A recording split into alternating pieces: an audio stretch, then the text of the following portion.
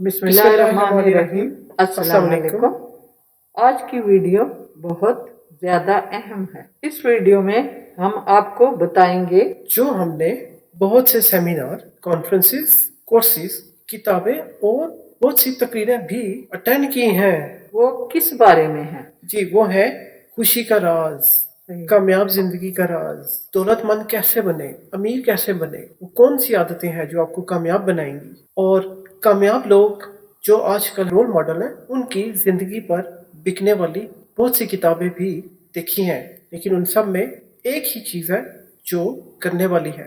पहले हम यहाँ इब्नुल अरबी को सुन लेते हैं।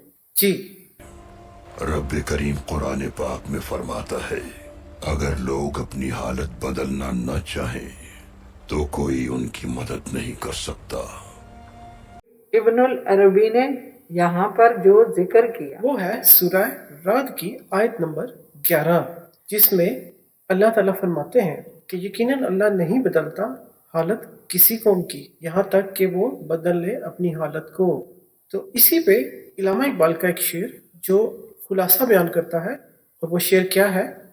खुदी को कर बुलंद इतना कि हर तकदीर से पहले खुदा बंदे से खुद पूछे, बता तेरी रजा क्या है। यही असल बात है। आपने खुद ही पर इतना कॉन्फिडेंस करना है। आपने जो काम सोचा है या जिस काम से आप मायूस होकर बैठे हैं, आपने वो तर्क करके मायूसी छोड़कर अपने आप में एक खुद ही पैदा करनी है। यही पैगाम अल्लामा इकबाल ने इस शेर में दिया, और अल्लाह ताला ने भी सूरह राद की आयत नंबर 11 में यही बताया है कि आपने खुद अपनी हालत बदलनी है। अल्लाह ताला उसकी मदद करता है जो अपनी मदद खुद करता है। तो इसमें हमारे लिए हौसला अफजाई है कि हमें किसी भी हाल में हिम्मत नहीं छोड़नी और अपने आप को मजबूत बनाना। आपने कुछ भी करना हो भरोसा और ईमान के साथ करना है। इंशाल्लाह हर काम आपका अच्छा होगा अल्लाह के हुक्म से। पुख्ता इरादी से अपने आप पे यकीन करते हुए आपने हर काम को अंजाम देना है, जो भी आपका नेक मकसद हो। बिल्कुल। इस बात के साथ आपसे चाहते हैं इजाजत। वीडियोस को ज्यादा से ज्यादा लाइक कीजिए, शेयर कीजिए।